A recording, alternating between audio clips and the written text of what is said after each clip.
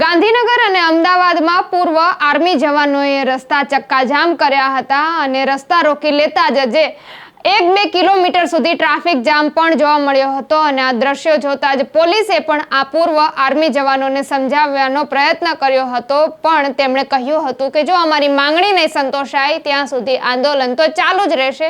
શા માટે તેમણે આવી ચીમકી ઉચ્ચારી છે તેમની વાત કરવી છે। વૈષ્ણવજન તો તેને કહીએ જે પીડ પરાઈ જાનાને રે। નમસ્કાર, નવજીવન ન્યૂઝ સાથે હું છું અમીષા।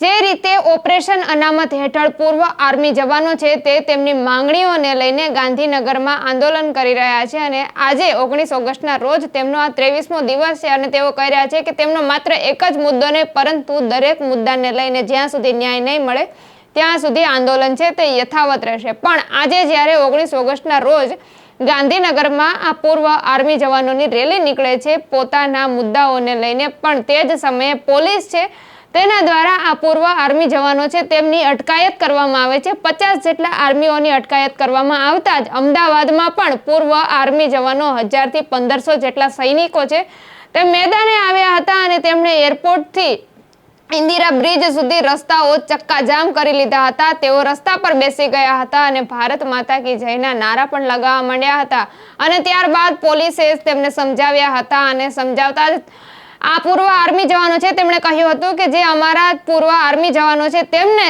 અટકાયત કરવામાં આવી છે અને અટકાયત કરેલા જવાનોને જ્યાં સુધી છોડવામાં નહીં આવે ત્યાં સુધી તેઓ ઊભા નહીં થાય તેવી પણ વાત છે તેમણે કરી હતી। અને ત્યારબાદ જે ગાંધીનગર અને અમદાવાદમાં પોલીસ અને આર્મી જવાનો વચ્ચે ઘર્ષણ પણ જોવા મળ્યું હતું તે પણ તમે જોઈ શકો છો।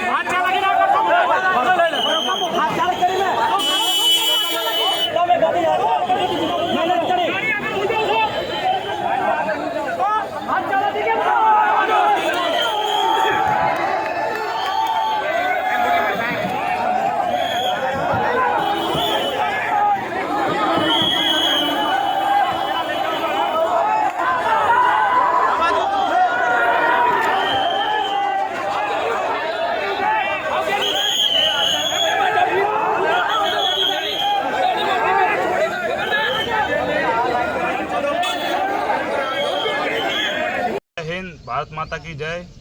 આજે અમે આ તમામ માજી સૈનિક કે જે આજે તિરંગા યાત્રા હતી અમારી અને બે જ સૂત્ર હતા અમારા, તેમાં ભારત માતા કી જય અને વંદે માતરમ। તે પણ આજે સરકારને નથી ગમતા કે ભાઈ ભારત માતા કી જય ગુજરાતની અંદર મને એવું લાગે છે કે સરકારને નથી ગમતી। આજે એવું સ્પષ્ટ ચિત્ર અમારે સામે આવ્યું છે। તો આજે અમને 18 જણા અમે ટોટલ 16 માજી સૈનિક અને 2 વીર નારીઓ અહીંયા અમને ડિટેન કરીને રાખવામાં આવ્યા છે। તો હું અમારા જે આજે આંદોલનનો અમારો 23મો દિવસ છે અને પ્રતિક ઉપવાસ અમે પણ અમારો શું કહેવાય 15 તારીખથી પ્રતિક ઉપવાસ ચાલુ છે અમારો। તો 23 દિવસ થઈ ગયા અને અમે ગૃહમંત્રી હર્ષ સંઘવી સાહેબ સાથે વાર્તાલાપ 3 દાન કરી ચૂક્યા છીએ અને બેઠક પણ ઓલ સચિવ, ગુજરાતના સચિવ, ઓલ ભરતી બોર્ડના અધ્યક્ષ સાથે પણ વાતચીત કરી ચૂક્યા છીએ। 2 દાન મુખ્યમંત્રી સાહેબને પણ મળી ચૂક્યા છીએ, પણ હજી સુધી અમારો કોઈ નિરાકરણ આવ્યો નથી। જે 10% અનામતનો જે અમારો આંદોલન જે ચાલુ છે, વર્ગ 3માં 10%, વર્ગ 1માં અને વર્ગ 2માં 1% અને વર્ગ 4માં 20%, પણ 20% તો આજે વર્ગ 4ની તો કોઈ ભરતી રહી જ નથી। તો હું સરકારને તે પણ કહેવા માગું છું, જે વર્ગ 4ની જે ભરતી 20% છે તે પણ એમને જે અમારો 10% વાળામાં એડ કરી અને વર્ગ 3માં અમને 30% આપવા હું વિનંતી કરું, એ માંગણી છે અમારી। તો આજે અમે છેલ્લા 23 દિવસથી તો અમે આંદોલન કરી છીએ, બેઠા છીએ સત્યાગ્રહ છાવણીએ અને છેલ્લા અમે ઓલ સચિવાલય કોઈ એવી જગ્યા નથી કે જે જગ્યા અમે ગયા ન હોય। બધાએ પાસે રિક્વેસ્ટ કરી છે, બધી વાત છે કે વાતચીત ચાલે છે, પણ કોઈ આજ દિવસ સુધી કોઈ નિરાકરણ નથી। આજે અમને જ્યાં જઈએ ત્યાં ખાલી ખોખો દેવામાં આવે છે। આ સચિવ પાસે જઈએ તો અહીંયા જાઓ, વાતચીત કરે તો વાતચીતમાં પણ કોઈ નિવાડો આવે તેમ આજ દી સુધી અમને નથી લાગ્યું। અને કાલે અમે જ્યારે મુખ્યમંત્રી સાહેબને મળ્યા ગુજરાતના, તો મુખ્યમંત્રી સાહેબ એમ કહે છે કે એના પહેલાં પણ અઠવાડિયા પહેલાં અમે સાહેબને આવેદન આપવા ગયા હતા, તેમને મળ્યા તો સાહેબે કે, અને આજે અમે મળવા ગયા તો સાહેબે કીધું હજી તમે નથી થયું તમને। તો આજ પણ મુખ્યમંત્રીને એ નથી ખબર કે માજી સૈનિકો આટલા દિવસથી બેઠા છે। તો મુખ્યમંત્રી સાહેબને પણ હું વિનંતી કરવા માંગુ છું કે આપને ખબર હોવી જોઈએ કે આપના દેશના માજી સૈનિકો, અહીં ગુજરાતના માજી સૈનિકો અહીં બેઠા છે, તમારી ઘરની અંદર બેઠા છે। એક ગૃહમંત્રી ગાંધીનગર એક ઘર છે। તો હું તમામ આપણા ફૌજી માજી સૈનિક અને સિવિલિયન્સને આ મેસેજ પકડવા માંગુ છું કે જે અમારી માંગણી હતી 10% અનામતવાળી, એ અમે માંગણીને લઈને જ બેઠા હતા અને આજે અમે કોઈની સાથે નથી ઘર્ષણ કર્યું કે નથી કાંઈ, તેમ છતાં અમને ત્યાંથી ડિટેન કરી અને શું કહેવાય આપણે મગોડી આપણે ટ્રેનિંગ સેન્ટર સાથે લાવી અને અમને બેસાડી દેવામાં આવ્યા છે SRP કેમ્પ પાસે। જય હિન્દ, ભારત માતા કી જય। વૈષ્ણવજન તો તેને કહીએ જે પીડ પરા